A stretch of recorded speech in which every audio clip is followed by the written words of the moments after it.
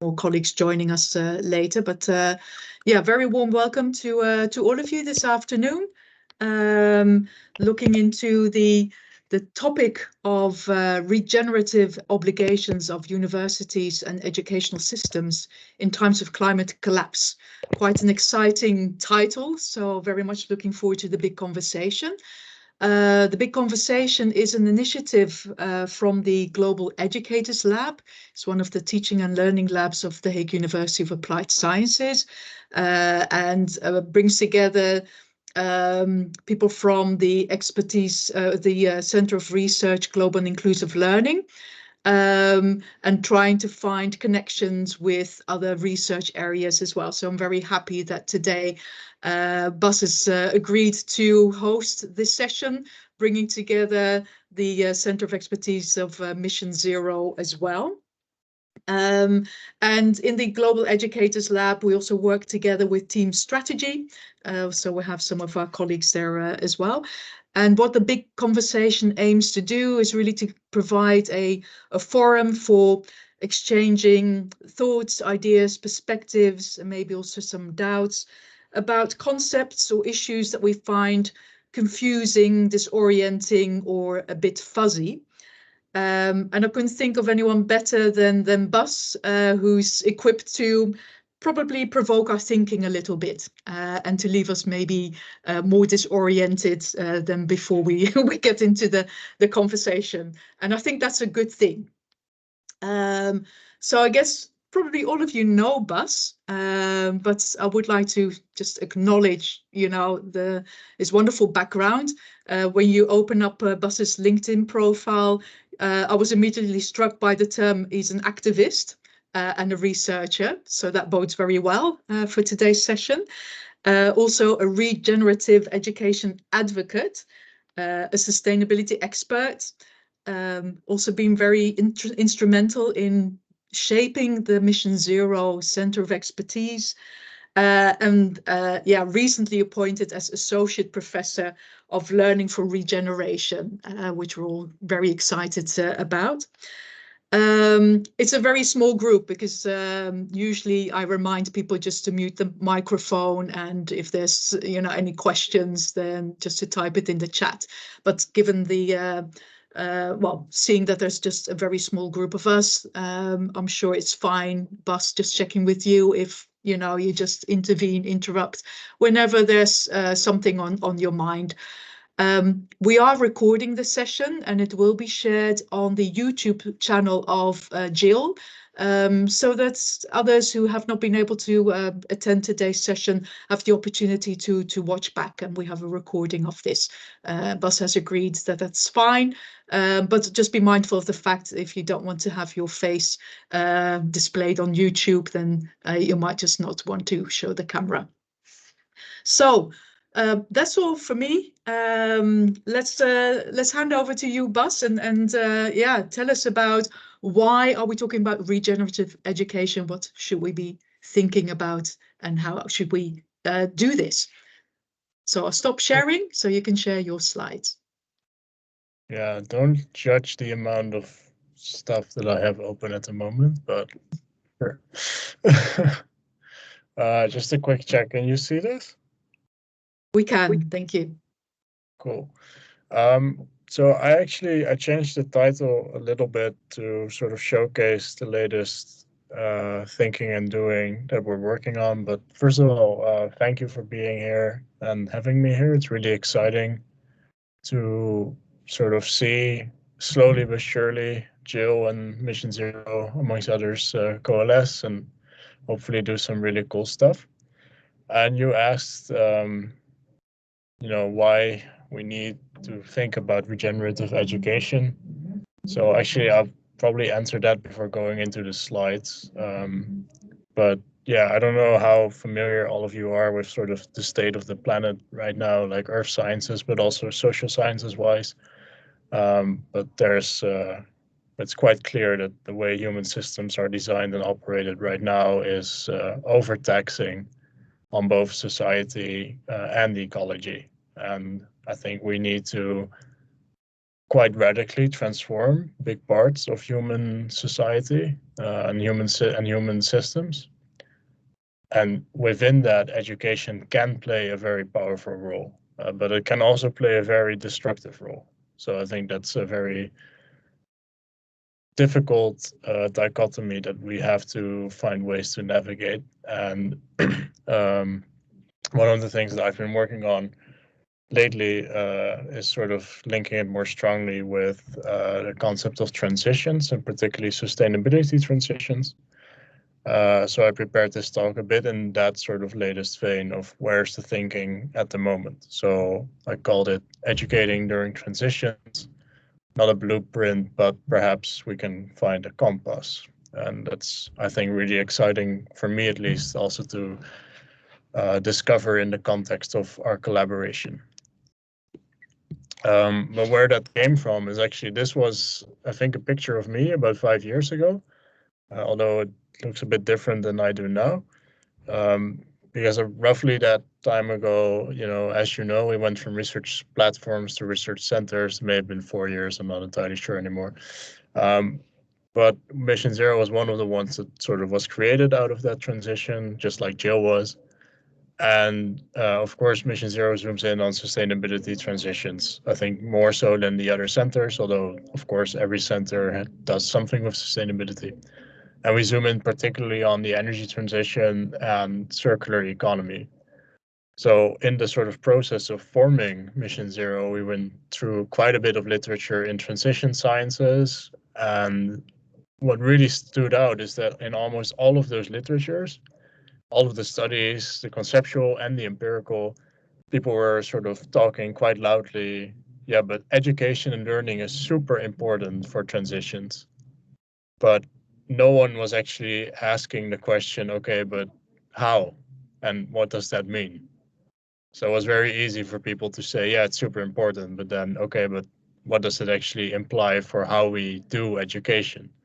So that's sort of been, the sort of perspective from which I entered educational and learning sciences. So my own background before that was actually in policy, and before that engineering. So I went a bit from, I always tell my own students, I still don't know what I want to become, but that's okay. So I hope that they feel a little bit less stress about have I finished my career by making the wrong study choice by that. But that's sort of what really caught my attention.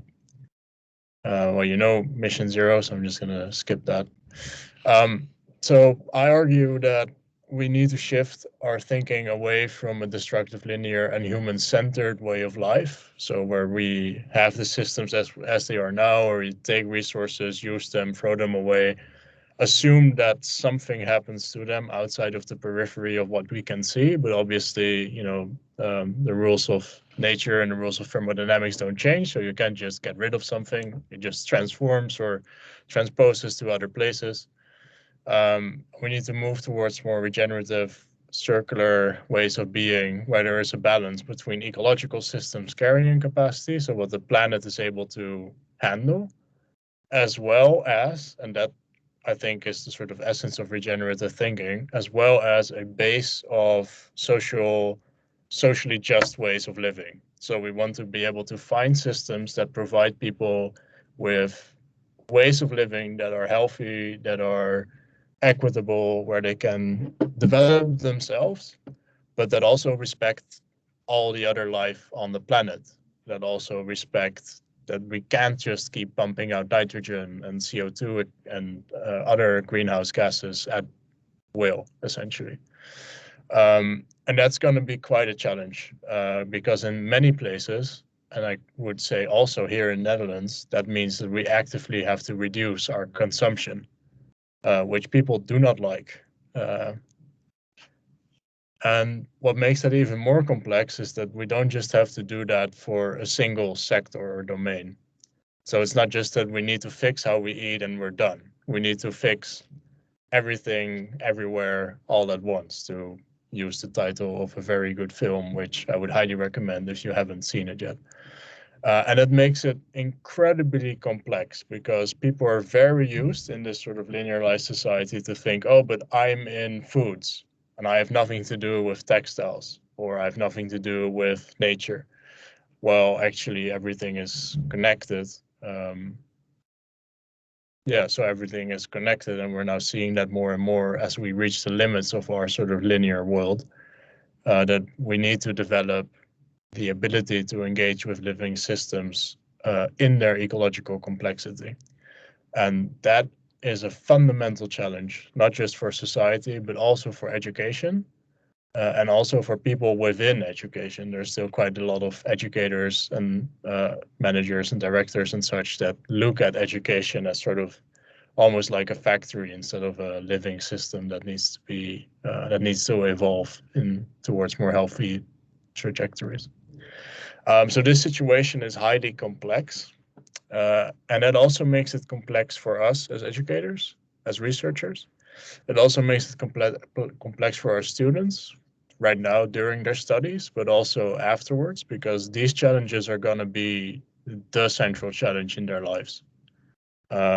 Maybe excluding a World War III, but let's just assume that's not going to happen, which I realize is a dangerous assumption, but I like to be hopeful, so I'm going to make it anyway.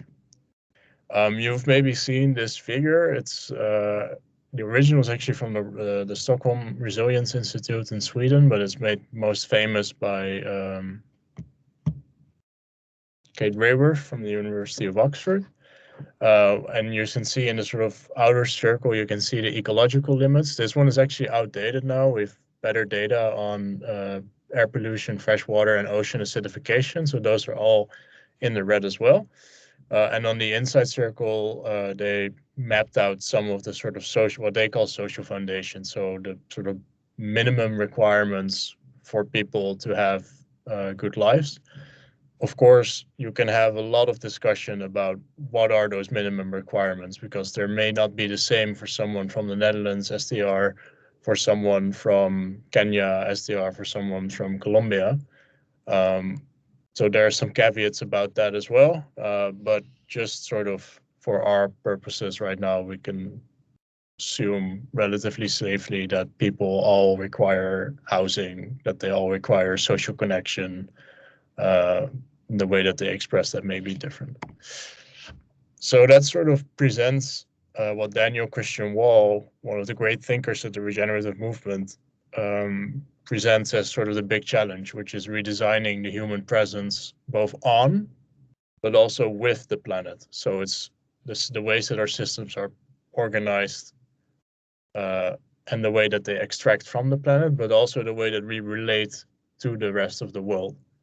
That we no longer see ourselves as above or different from any other form of life that has evolved and that will evolve long after we are extinct. And then also translates into educational questions, or at least that's my perspective. So those questions are, so how do we educate individuals so that they can contribute to the mutual restoration of humanity and the world? But also not just individuals. How can we educate communities? You can ask the same thing, organizations. How do we prepare people, communities, organizations, etc., for both the successes and the challenges that accompany with working in a world in transitions? So we may have a lot of success in the solar energy field. Right now, for example, solar energy is cheaper than fossil fuels, so that transition is going to happen. It's almost unstoppable at this point. But we're also not going to reach the protein transition this century, which is a big statement, but moving completely to plant-based proteins by the end of 2100 just seems extremely unlikely. Only like 1% of the population in Europe right now lives a plant-based life, for example, and there's also a lot of cultural elements integrated with that. So how do you deal with, failing? How do you deal with trying but not reaching? How do you be resilient in that, but also allow some of that difficulty to be really felt? How do we grieve lost species, lost opportunities? Flying, how do we grieve flying, for example? And those are in essence, I think all potential educational questions. They don't necessarily need to occur only in formal educational settings. They can also occur in informal settings outside of schools and universities. But at the very least, they also provide formal challenges, I think, that we as educators have to do something with as we continue to invite students to engage with wicked or transitional challenges. Um, and I think that asks quite fundamental educational reform uh, questions of us. So we need new knowledges, new skills, new values, but we also need to learn new ways of expressing old values, skills, and values. So to give some examples, knowledges that we may need could be something like new forms of energy systems, where our mechanical engineers may use to learn about uh, um, distillation or refining oil.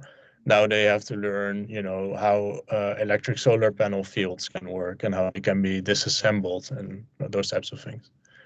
It can also mean changes, or it also means changes in roles. So, for example, I'm going to stick with the energy sector for now because it's just one that we do a lot of projects with. A lot of mechanics that would come to your house to fix your boiler, for example, used to mostly work with hardware. So they mostly used to work with the boiler. Nowadays, more and more, they also have the role of advising. So do you really want a new boiler or should you switch to a heat pump? And they also have the role of dealing with software. So, hey, we can see in your system that the conversion of heat is only 300% instead of 400%. Something is going on. Can you check this and this and this? So those are also new skills that we need to nurture the development of.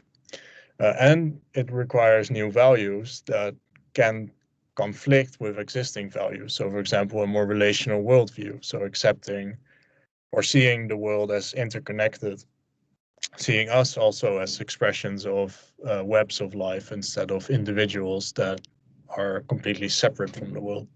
It asks engaging with climate justice, for example. Are the choices we are making now, are they good? And also for whom? Are they good for humans? And then we can ask the question, well, what is a human? Or who counts as human? How do we count the benefits of 5 people being cured from a very difficult disease versus 100,000 cows that may, or monkeys that may have been killed in the process of finding that cure? What is more just? So you get those types of questions. Um, oh, and there, I think it's really important when we look at sort of how transitions work, that transitions tend to consist of both a creative force and a destructive or downward force. So it's both new systems that are emerging. If you take the example of electrification, for example, we used to light our homes with mostly whale oil and other types of animal oils, until electrification came along and we were able to use light bulbs, which relatively quickly, it still took decades, overtook them as the sort of dominant system. But with that, a lot of things changed because suddenly you didn't need people going out to hunt for whales. You didn't need uh, people to transport the raw oils that they gathered or the raw fats that they gathered. You didn't need people to process that. So entire sectors, entire elements of human society disappeared, as well as all of the connections between the natural world and that part of being a human in that period. So whenever we're engaging with transitions, it's always that double question: what is emerging and what is dissipating away? And we tend to be really good at engaging with the emerging, although we also don't tend to allow that to emerge as fast as it probably should, especially in sustainability. But we are very bad, generally speaking, with engaging with what needs to be broken down. It's a very confronting question when you look at a system and say what needs to actively be disrupted. So I can give an example and we can discuss that later as well. I think, for example, that the minor system is completely broken in our university. I think we have way too many minors. So if it was up to me, I would limit the amount of minors probably by, or reduce the amount of minors by probably like 90%. That's how many I think we have right now. Why? Because I see minors as a really interesting place to do research and to do innovative work. But because almost all of our capacity is spent on minors, we don't actually have the remaining capacity to transform the majors. But whenever you bring that up, people will get super upset, right? Because then you're not talking about creating something, you're talking about purposefully breaking something down. And a very understudied, and I hope, element that we can engage with between Mission Zero and jail is also the role of pain and resistance, both at the individual level and the systems level, that occurs when you're working in transition. So when you're truly breaking something down. So in this example, it could be the identity loss of a teacher who has taught a minor for 5 years and now cannot do that anymore, for example. It could also be a farmer that used to grow hundreds and thousands of chickens or cows and now has to change to soy, for example. How does that impact them? How does it hurt them? I think is a dramatically understudied uh, part of transitions and sustainability that we drastically need to engage with if we want to move through some of those impasses that we're seeing now in society. Um, so here I've slightly changed the language on purpose. So here I don't say creating, I say nurturing. So what is it that we want to nurture into being? And hospicing. So what is it that we, in a lovingly and caring way, want to facilitate the going away of? So hospicing almost in a medical setting, but then talking about systems. And I think actually it helps to look at educational transformation through a similar lens. So it's not just new knowledges, it's also combating or engaging with old knowledges that no longer serve us and old skills that no longer serve us or that require um, or that are elements that are required to facilitate in the hospicing. So, for example, training our students, ourselves, professionals to be able to engage with end of life of processes, to engage with decay or with loss or with pain. And I think to be able to do that work, there's also an important set of values that we need to prioritize. And these are not exhaustive, but that we need to create more space for in our educational context, like empathy and compassion, and also steadfastness, being able to stand in the face of opposition, especially when you're talking about transitions. Um, I can share some examples of when I have had quite significant opposition in my work, uh, all the way to the second chamber. I'm not sure how that translates. Congress, I guess, Senate, our Congress. I don't know. One of you probably knows. Our parliament, sorry. Yeah, so getting parliamentary questions based on my work and getting a lot of very angry social media posts from BBB and Forum for Democracy voters. So it's quite interesting. But my contention is that throughout sort of the professional life of our students now, but also as they graduate, they're going to be continuously oscillating or moving between these sort of fundamental acts of nurturing what needs to emerge and hospicing for what needs to break down. And I think all of our education, both at the level of individual programs, but also as a complete system, now faces sort of that question of, okay, but then what is it actually within our expertises, but also between our expertises, that students need to be able to do, know, and be, to do, know, and be, to be able to navigate that sort of oscillating act and to do so without breaking down themselves, or at least to do so with a sort of awareness that they know when to step out of the arena, so to say, when they need a break. So those are all, I think, fundamental developmental questions that that for most of our programs are not elements that they're used to thinking of. And I know that there are exceptions, also outside of minors. I know that there are exceptions, but they truly are exceptions. Most of the education at UAS is still relatively conservative, maybe not pedagogically, but at least in terms of focusing primarily on, intended learning outcomes for knowledge where we know exactly what we need to do, which, I mean, just at a conceptual level doesn't make sense for transitions because no one knows what to do, because otherwise it wouldn't be a transition. So I argue that if we really want to make progress with transitions, the biggest potential that we have to contribute as an educational institution is through our graduates, by far. But that requires also working on transformations. And for me, that is the distinction that I make, where transformations is really at the sort of individual level in abilities, superpowers, however you want to call them, worldviews, skills, knowledges, values, etc. And transitions are the larger systemic, cultural, social, technological changes in human systems or human nature systems. And I think having that strong distinction conceptually helps a lot, but we need to be engaged with both. But where I disagree is that some people argue that you can place transitions or in working on transitions central in the educational process. And I think you can definitely engage with transitional challenges in education, but you shouldn't engage with them with the intention of solving them. You should be engaging with them as rich pedagogical curricula in which, through which, and with which you can cultivate the development of the abilities for the students, the professional field, teachers, and other actors to further engage with transitions for the rest of their lives. And that is a subtle but very fundamental difference. It's one of the reasons why I'm not a huge fan of living labs, for example, but we can also discuss that.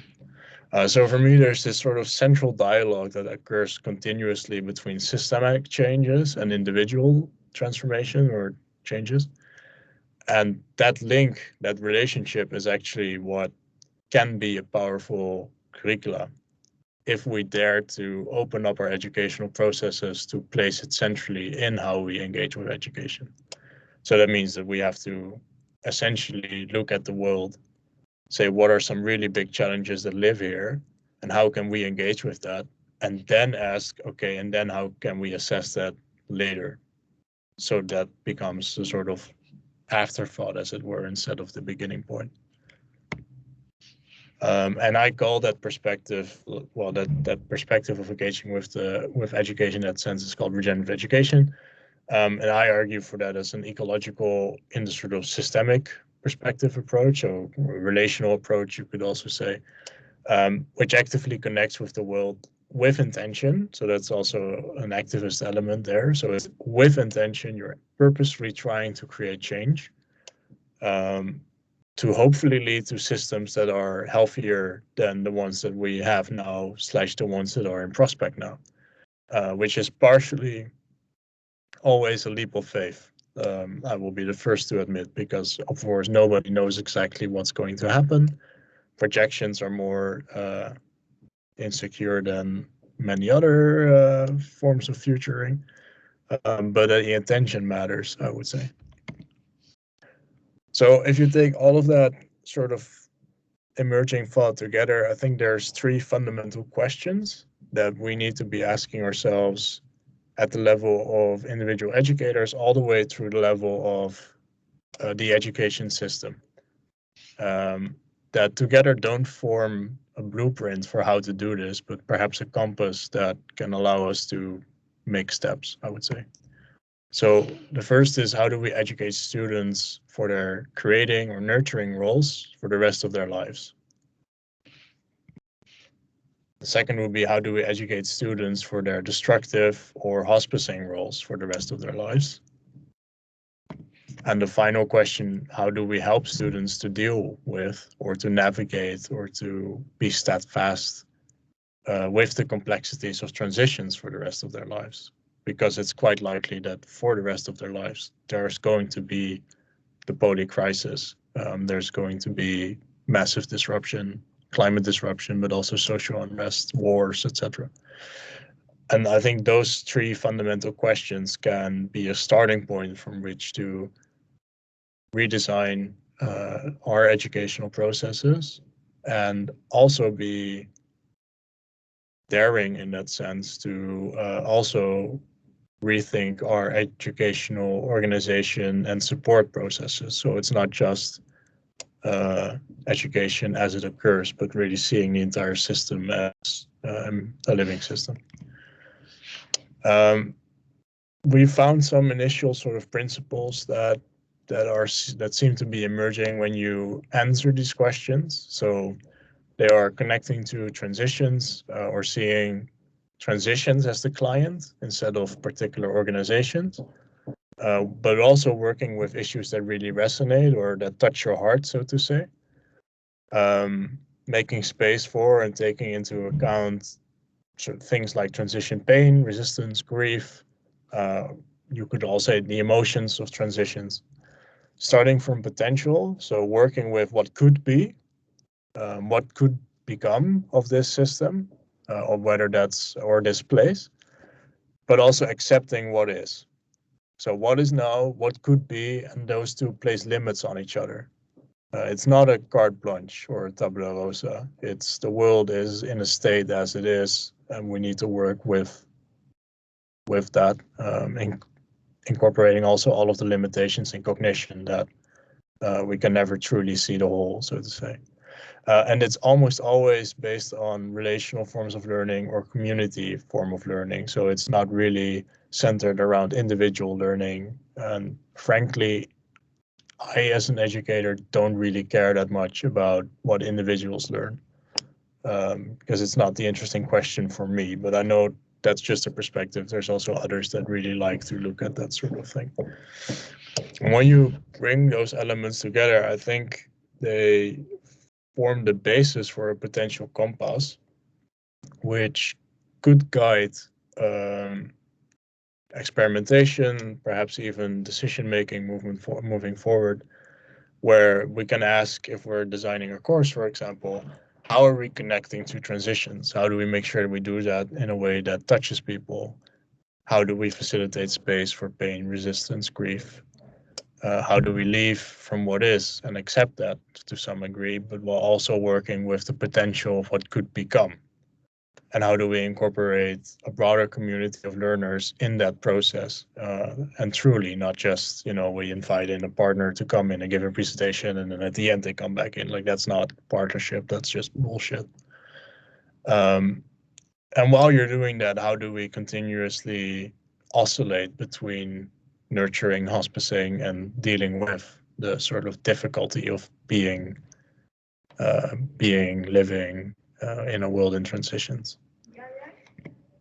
So yeah, I don't know if that answers anything, but I didn't promise a blueprint, but I hope to have at least provided a bit of a compass. And if you're excited to go on a walk with me, I would be delighted to. Well, thank you so much for that invitation, Bas, and you've certainly triggered a lot of questions in my mind, and I'm very curious to hear from the others in today's meeting how they received your exposition of regenerative education and what some of the fundamental questions we need to start asking ourselves. So would anyone like to respond or just give a first impression, some emotions that come to the fore, anything that's on your mind after listening to Bas? Rosa, go ahead. Yeah, thank you, Bas. I really like that exposition indeed, and congratulations on your new role. I think it's great to have you on that position, and it really made me think that in most courses about transition, there is no space for this grief that you mentioned. And I think it's really interesting because so many people will have to consume less and will have to think about how to do less of what I'm used to. And I think we are always with our minds on growth and economic growth and growth of companies and businesses. And now it's growth in another way and innovations in a very different way. So I'm really interested in how to make students enthusiastic about that still, without demotivating them. And I think that this way of giving this grief and maybe this loss also of growth is a good idea. Yeah, so that was my first takeaway. Not my only takeaway, but my first. Thank you, Rosa. Yeah. Sylvia, you also want to comment? Yeah, thank you very much. I also really liked it. I guess I have one clarification question, which is around regeneration and restoration, and whether these are the same things, how you're using them, because I saw both words appearing on the slide, and whether, yeah, but that, I guess, makes me think, whether it's possible to regenerate the planet, or is it about regenerating ourselves? Maybe that's a more basic question. And then I guess the main, the thing on my mind, given that I'm also working on a slightly similar project on these inner development goals, is how to actually teach them, right? How can you teach empathy, and how a lot of it I think has to do with ego development. I think as they call it in psychology, where you have to become, and so I think a lot of it is about maturity and simply getting older and wiser. And so I wondered how we can speed this up, I guess, because we can't wait for people to grow up and become older and wiser. Thank you. Yeah, that's very relatable. I'll try to answer all the questions you just asked there. So usually within sort of regenerative discourse, we make a distinction between restoration and regeneration, where restoration would be basically fixing our shit, right? So, for example, the ocean cleanup, that's a good example of restoration, and we could do the same outside of Tuas because there's a lot of very dirty water there. Where regeneration tries to go one step further and actually ask the question, how can we move beyond just sort of cleaning up? Are there ways that we could enhance the health of the total system? So maybe make the water even purer than it was before humans did anything to it. And then in terms of, I think the second thing you mentioned, I see working on those types of challenges, and this happens to be a really ecological one, but you can also do a social one. So something like how can we create new systems or try to disrupt the existing system so that loneliness amongst the elderly isn't a problem anymore? That could be a context as well. I see those as really complex and interesting learning contexts in which you can also engage with inner development, inner sustainability. I'm a bit hesitant. I think we shared an opinion, but hesitant with the IDGs specifically. But sort of the personal transformation, inner sustainability aspect of learning, I think plays a big part. And I don't really care that much which framework you use for that. It's more the sort of working also on the inner. In terms of ego development, I think it's not my direct area of expertise, but what I see in the sort of transformative learning discourse is that usually very transformative, life-altering events tend to also have that impact. So that could be something like disease, loss of someone you love, or something or some place you loved. I think bringing people into areas that they knew that have been radically transformed has also been shown to do that. So, for example, there's some work in Australia where what used to be natural area was transformed into mines, and then they brought people that while they were like 10 or so used to play there and they were now 50, and they brought them there. There are actually some signs that those types of encounters could also be transformative. And I think that there's potential pedagogically, that there's potential pedagogies that we don't engage with enough yet. We necessarily, I think the broader sort of literature or don't know yet enough about their potential to engage with this sort of ego development for sustainability. And I would place nature-based pedagogies, arts-based pedagogies, perhaps even indigenous pedagogies, and potentially others in that sort of broad mindfulness-based pedagogies into that sort of broad category of pedagogical potential that we have not yet tapped fully. It would be super exciting to do some experiments there. Yeah, great. Thank you so much. Yeah, no worries. Claudia, you also want to contribute something? Yeah, thank you, Bas, for a very inspiring talk. It has challenged me also, to think what is it that we're doing as educators, what is our role, but also what it should be. Not only as individual educators, but, the whole concept of educational institutions. I mean, your original title talked also about educational systems, and maybe we need to challenge the idea that we have of those systems. I'm in nature a very practical person, so I always try to bring all of this reflection into what this might mean to practice and to my practice. And I have a question for you in that sense, because you talked about the need to really educate individuals in the first place, students, to enable them to engage with regeneration. Yeah, so in times of transition also, So my question is, how does this translate in practice to education? Do you have any examples where you see instances of this happening that, perhaps where your compass that you so nicely put together, where that is being embraced or actually put into practice?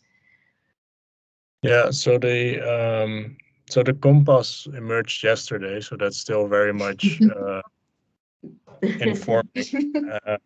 And actually, I'll get back to your question, but actually, a compass like that, together with a set of example stories, I think would be a super awesome sort of final deliverable of the Mission Zero NGO collaboration, or at least as one of them in that sort of human potential, human pedagogy field. It would be super cool if we could create something like that together in like 6 years or something.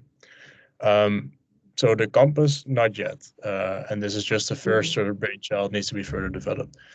What we do have is quite a rich data set of examples where people have tried different regenerative approaches, which we've gathered in a podcast on Spotify. So that's called the Regenerative Education Podcast. We also, which you should be able to find either on Apple or Spotify quite easily. We also have in Dutch a book that has collected 10 examples in 10 different Dutch cities. So it's an ethnography. I still have some, not many, but some here in the office. If you want to pick one up, you're more than welcome to do that. And we also have on YouTube a English documentary based on one of the courses that we taught here at TUAS, which I can put in the chat if you give me a second. So those are all practical examples of different elements being brought into sort of being. And I think also it's important that, well, in my work, I try to find sort of the underlying principles that cut across all of these examples. So I'm also a huge fan of highlighting that, yes, there may be principles, like actually one that we've found so far has been related to the personal transformation, inner development, that plays a big part. But the way that those are expressed depends very heavily on the context, the educators, the students, and their expertise. So the example I'll share, part of that work was done in the woods because it was my own course. And because I have a lot of experience with nature-based education and I feel very comfortable in those types of environments. But we've also seen very powerful interventions with dance, with poetry, with mindfulness, with yoga, with etc. So it's more about those principles and finding. Actually, we have now one experiment with the built environment cluster where they did with surfing, where one of the teachers was like, I really love, like, what is it you love? I said, I love surfing. So why don't you integrate surfing into your course? It's like, can I? He said, why not? I mean, not just to go surfing, but can you do surfing in such a way that it helps them slow down, reflect, have dialogue about some of these elements? He said, yeah, I think I can do that. So they just done and did that. And it works, you know, because it comes from that place. Yeah.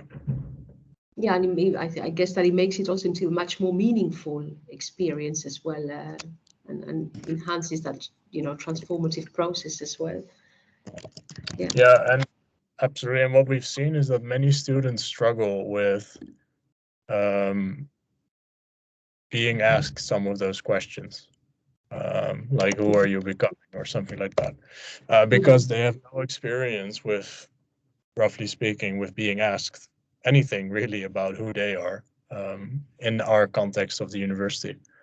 They're so used to only being asked, well, have you met your exam or your target or something, and not who are you and why are you on this planet and those types of things.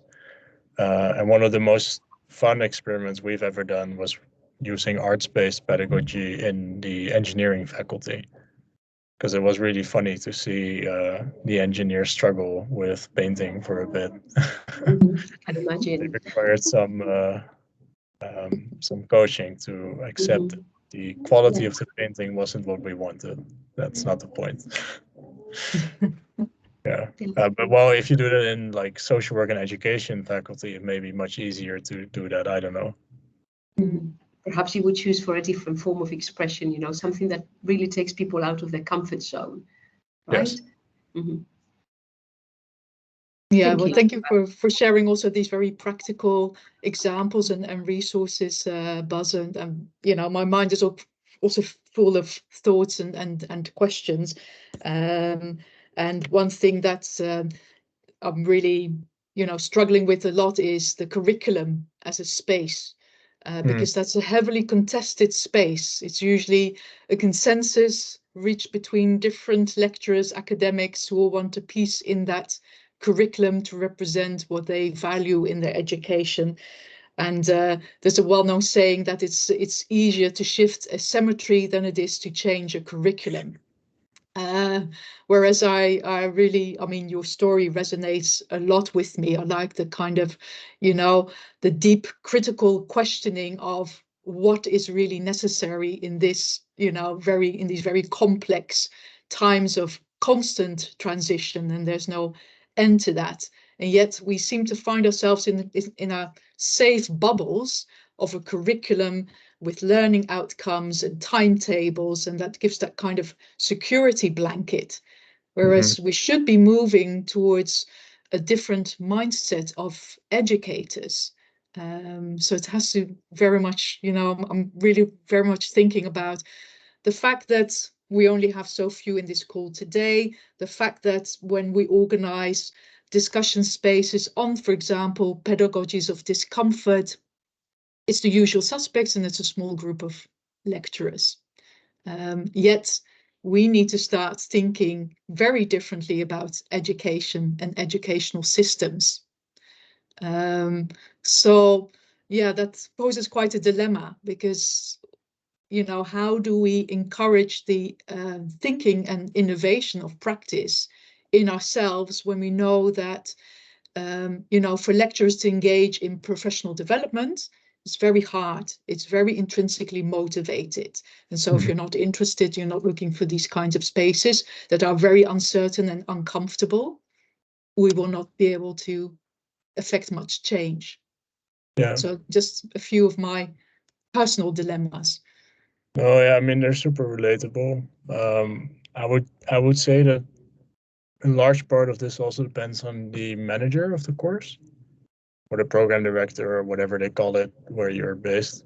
Because there are some really good ones that also see the value of professional development and of rest in the curricula. And there's also ones that are just straight up, you know, managers who only look at Excel sheets and quite honestly don't really need to be there.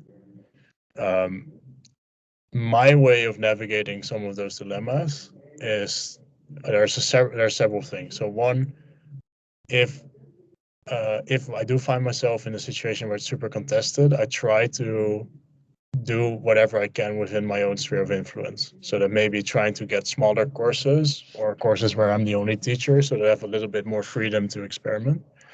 It also means leaving teams where I don't feel this space and finding other teams. So I think in the last 6 years I've worked at like 4 different faculties and bestuurszaken.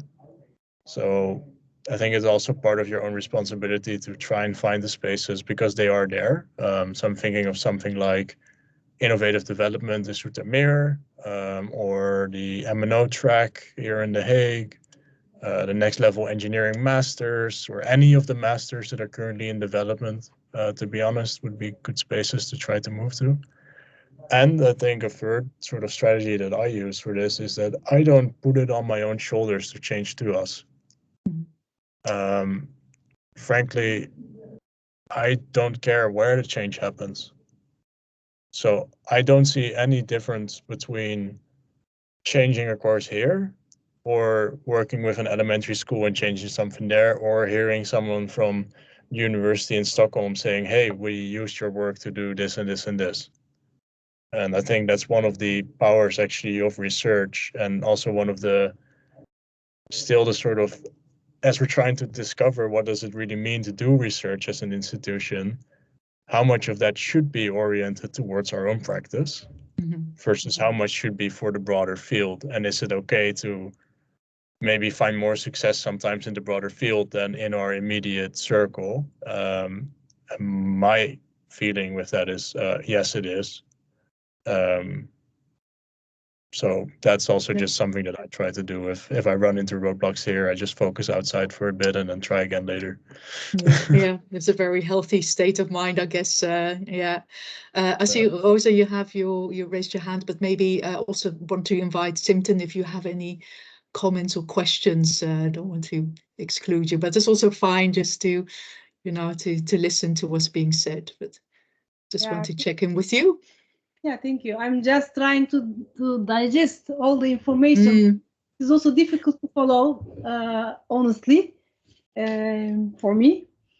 But I was very inspired, actually, the idea of creating roles, extracting roles, and how to deal with the complexity.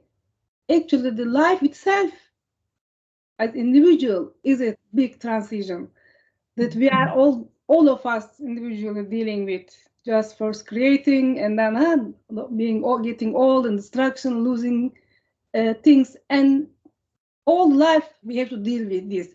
So I thought it is not so far, actually. It is in us. It is in our being, actually, transition. And just from this was thinking about what does it mean, actually, from this point to look at the way we can educate our students. Thank you. Thank you, Simton. Yeah, it's just a very human process, actually. Also, be mindful of time. Rosa, just hand back to you, maybe as a last comment or question.